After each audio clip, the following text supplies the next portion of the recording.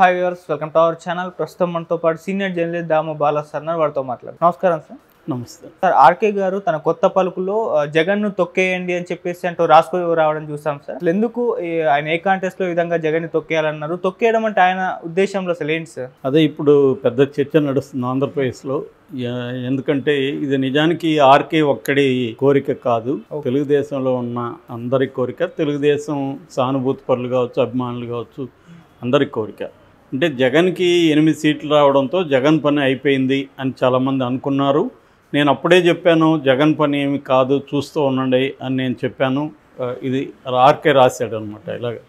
So ఇప్పుడు దానికి అనుగుణంగానే 164 సీట్లు అసెంబ్లీ, తర్వాత 21 ఎంపీ సీట్లు గెలిచిన ఎన్డీఏ ప్రభుత్వాన్ని రద్దు చేసి రాష్ట్రపతి పాలన పెట్టమని ఎవడైనా అడుగుతాడా? 50 రోజులు కాలేదు, ఢిల్లీలో పోయి అడిగాడంటే అతను బరి తెగింపును మనం అర్థం చేసుకోవచ్చు అని చెప్పాడు. జగన్ రాజకీయాలని తక్కువ అంచనా వేయకూడదు. చంద్రబాబు ట్రెడిషనల్ రాజకీయాలు చేస్తాడు, జగన్ ఏమో అతను కొత్త రాజకీయ పద్ధతులు ఎంచుకుంటాడు. అది ఇప్పటికి కూడా మేల్కోకపోతే చంద్రబాబుకి చాలా ప్రమాదం. సో చంద్రబాబు తక్షణ కర్తవ్యం ఏముందంటే జగన్ని తొక్కేయాలి, కంప్లీట్గా జగన్ని రాజకీయంగా సమాజ్ చేసేయాలి అనేది అతని ఉద్దేశం. ఓకే, అయితే ఎలా చేయాలనేది దాంట్లో ఏమీ బ్లూ ప్రింట్ కాదు కదా, సలహా ఇచ్చాడు. అంటే నువ్వు ఇమీడియట్గా జగన్ మీద ఫోకస్ చేయి, జగన్ని తొక్కయి అనేది చంద్రబాబుకి ఆయన చెప్పాడు, లేకపోతే నీకు డేంజరు అని.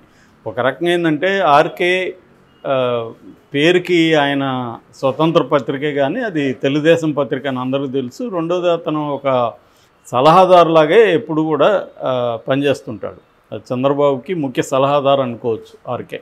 అలాగే ఆయన సలహాలు ఇచ్చాడు. దాన్ని ఓపెన్గా ఇవ్వడంలో ఉద్దేశం ఏముందంటే తెలుగుదేశం పార్టీలో అందరికి కూడా చెప్పడమే, జగన్ని తొక్కిపోతే మనకు ప్రమాదం మళ్ళీ అని. సో అంటే జగన్ని తక్కువ అంచనా వేయకూడదు, మళ్ళీ మనకు ప్రమాదకరంగా మారే అవకాశం ఉంది, జగన్ని తొక్కేయాలి. ఇది సారాంశం.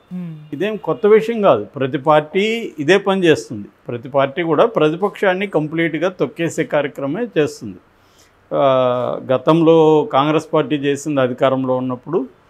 తర్వాత బీజేపీ వచ్చినాక దాన్ని సిస్టమేటిక్గా బీజేపీ దేశవ్యాప్తంగా ప్రతిపక్షాలని తొక్కేయడం, కాంగ్రెస్ని తొక్కేయడం అనేది చేస్తుంది. దానికి ఎంత ఎక్స్ట్రీమ్కైనా వెళ్తుంది. ఇంతకుముందు అంటే కొన్ని రకాల పొలిటికల్ వాల్యూస్ ఉండేవి, ఇది చేయకూడదు ఇది చేయాలి అని కొంత ఉండేది.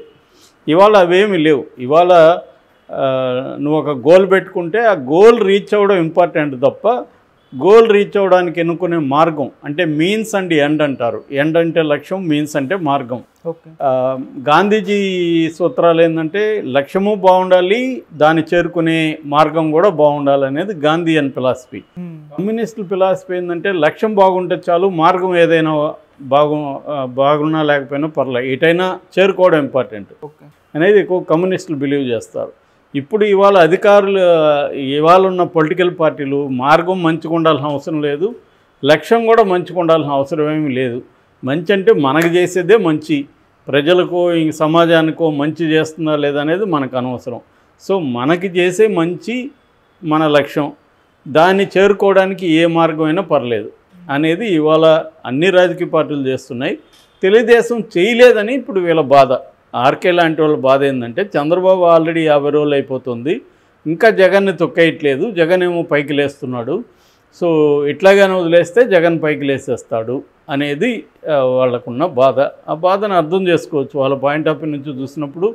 చంద్రబాబు మెతక, అతను అగ్రెసివ్ కాదు అని చాలామందికి తెలుగుదేశంలో ఉన్న వాళ్ళకి కానీ ఆయన సింపథైజర్స్కి కానీ అభిమానులకు కానీ చంద్రబాబు మీద కంప్లైంట్ ఏంటంటే ఆయన అగ్రెసివ్గా ఉండడు, పాత పద్ధతుల్లోనే వెళ్తుంటాడు అనేది. కానీ చంద్రబాబు ఎవరైనా కూడా ఒక్కొక్కరికి ఒక్కొక్క మెథడ్స్ ఉంటాయి, ఇండివిజువల్గా ఒక్కొక్కరు ఒక్కొక్క పద్ధతిలో వెళ్తుంటారు.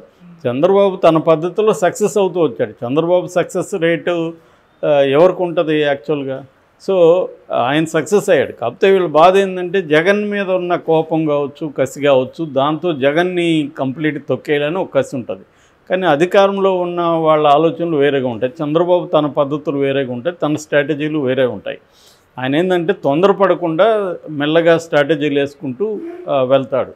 సో జగన్ అట్టుగా, జగన్ ఏంటంటే అగ్రెసివ్ స్ట్రాటజీ, అగ్రెసివ్ తనకి ఒకసారి వర్క్ అయింది, రెండోసారి కూడా వర్క్ అవ్వచ్చు. ముఖ్యంగా ప్రతిపక్ష నాయకుడికి ఉన్నప్పుడు అగ్రెసివ్గా ఉండడం వర్కౌట్ అవుతుంది మనకి. ఎంతో కొంత పవన్ కళ్యాణ్ అతని చేతల్లో ఏమి అగ్రెసివ్ కాదు, కానీ మాటల్లో అగ్రెసివ్ కూడా వర్కౌట్ అయింది పవన్ కళ్యాణ్కి కూడా. చేతల్లో ఆయన ఏం చేసింది లేదు అగ్రెసివ్గా, కానీ జగన్ అట్లా కాదు, జగన్ అగ్రెసివ్గా చేయగలడు కూడా. ఆ భయం అయితే వీళ్ళకుంది. రెండోది 40% ఓట్ల షేర్ వచ్చింది జగన్కి. 40% అనేది మాటలు కాదు, ఇంత వ్యతిరేకత ఉందనుకున్న పీరియడ్లో కూడా జగన్కి 40 వచ్చింది. ఇంతమంది దాదాపు Telugu Desam, Janasena, BJP, CPI, CPM, Sharmila వీళ్ళందరూ ఇంకా చిన్న చితక పార్టీలు అందరూ కలిస్తే కూడా జగన్కి 40% వచ్చింది. అంటే జగన్ 40% బేస్ ఏదైతే ఉందో దాన్ని ఎవరు కూడా దెబ్బతీయలేకపోయారు. ఆ మధ్యలో జగన్కి యాడ్ అయిన 10% బ్రేక్ అయింది. ఓకే. సో మళ్ళీ ఇప్పుడు చంద్రబాబు పరిపాలన నచ్చకపోతే రేపు 5 ఏళ్లలో స్వింగ్ ఓట్ అటు వెళ్ళిందనుకో, మళ్ళీ జగన్ వచ్చే అధికారం వచ్చే అవకాశం ఉంది. కాబట్టి రాకూడదంటే జగన్ అనే వ్యక్తి బతికుండకూడదు, బతికంటే పొలిటికల్గా బతికుండకూడదు అనేది ఆర్కే కావచ్చు, లేకపోతే తెలుగుదేశంలో ఉన్న వాళ్ళ ఇది అందరిది ఒకటే.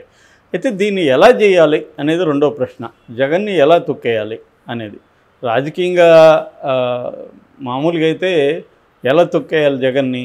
డెమోక్రటిక్గా తొక్కేయాలి. డెమోక్రటిక్గా తొక్కేయాలంటే ఏంటి? పరిపాలన బాగా చేయాలి, సంక్షేమం మీరు ఏవైతే హామీలు ఇచ్చారో అది బ్రహ్మాండంగా చేసి జగన్ని మరిపించగలగాలి. జగన్ కంటే మేము సంక్షేమం బెటర్గా ఇస్తున్నాం అని చెప్పగలగాలి, ప్రూవ్ చేయగలగాలి. అట్లాగే గవర్నెన్స్ అనేది జగన్ కంటే బెటర్ గవర్నెన్స్ ఇస్తున్నాం, బెటర్ ఇన్ఫ్రాస్ట్రక్చర్ కావచ్చు, అభివృద్ధి కావచ్చు చేస్తున్నాం అని చెప్పాలి. మూడవది శాంతి భద్రతలు బ్రహ్మాండంగా మా రాష్ట్రంలో నెలకొల్పాం అని చెప్పాలి. ఇవి నిరూపించగలిగితే 5 ఏళ్లలో జగన్ అనే వ్యక్తికి ఉన్న సోషల్ బేస్ అంతా కూడా పోతుంది.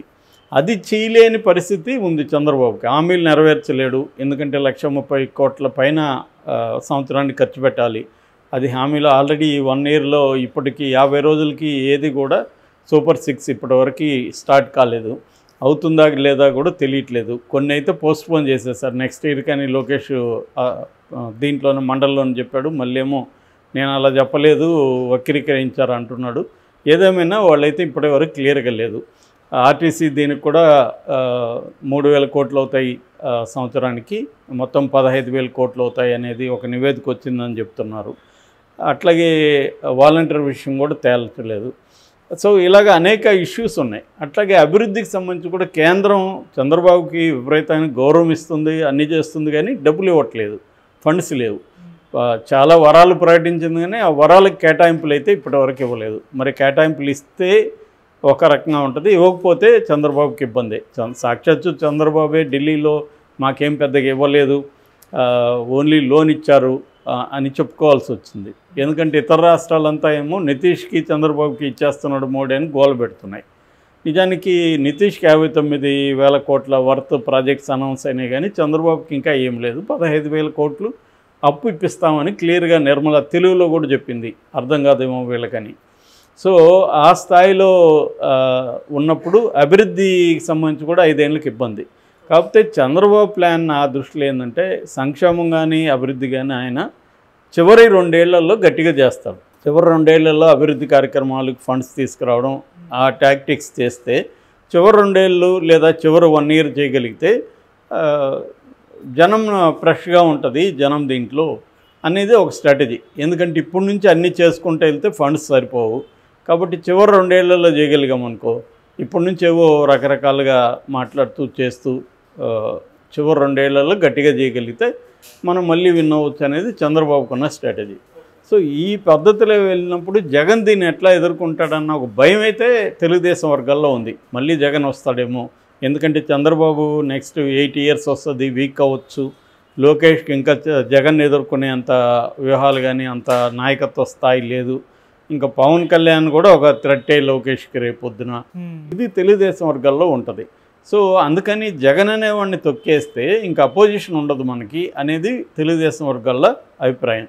అయితే దీన్ని తొక్కేయడానికి వీళ్ళు ఆలోచిస్తున్నది నేను చెప్పిన డెమోక్రటిక్ మెథడ్ కాదు, మామూలుగా ఇప్పుడు అన్ని పార్టీలు చేస్తున్న మెథడే. అదేంటంటే జగన్కి సంబంధించిన నాయకత్వాన్ని అంతా నిర్వీర్యం చేసి కొంతమందిని బయటికి పంపించడం, బీజేపీలోకి లేకపోతే కాంగ్రెస్లోకి పంపించడం, లేదు పోని వాళ్ళని జైళ్ళకు పంపించడం, జగన్ని కూడా కేసులు పెట్టి జైళ్ళల్లో మూసేయడం, ఒక కేసు వెంట ఒక కేసు పీటీ వారెంట్ ఇష్యూ అవుతూ ఉంటాయి, జగన్ జైలు నుంచి బయటికి రాడు, కేడర్ నిర్వీర్యం అయిపోతుంది, అప్పుడు జగన్ని తొక్కేయచ్చు అనేది ఆర్కే కానీ మిగతా వాళ్ళకున్న అభిప్రాయం.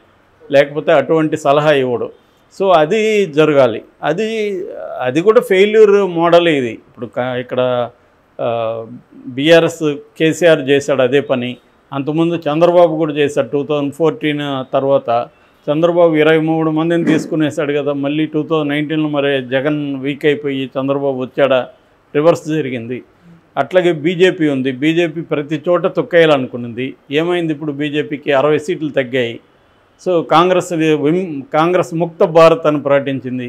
ఏమైంది? బీజేపీ ఏమన్నా సక్సెస్ అయిందా? కాబట్టి ఏంటంటే వీళ్ళు అనుకున్నట్టు నాన్ డెమోక్రటిక్ కోయర్సివ్ పాలిటిక్స్లోకి వెళ్ళి జగన్ని తొక్కేయాలనుకుంటే జగన్ జైలుకు పోవచ్చేమో, రేపు ఇది జరగచ్చేమో. కానీ దానివల్ల పీపుల్ వర్సెస్ చంద్రబాబు అన్న నేరేటివ్ వస్తుంది. ఇప్పుడు కూడా బీజేపీ వర్సెస్ పీపుల్ అన్న నేరేటివ్ బలంగా వచ్చింది. ఎవరో ధ్రువరాటి లాంటి వాళ్ళు కూడా మోడీ ఓడిపోవడానికి కారణం అవ్వాల్సిన పరిస్థితి వచ్చింది. ఎందుకంటే ప్రజల్లో అసంతృప్తిని నువ్వు ఎట్లా కోయర్సివ్గా చేయలేవు.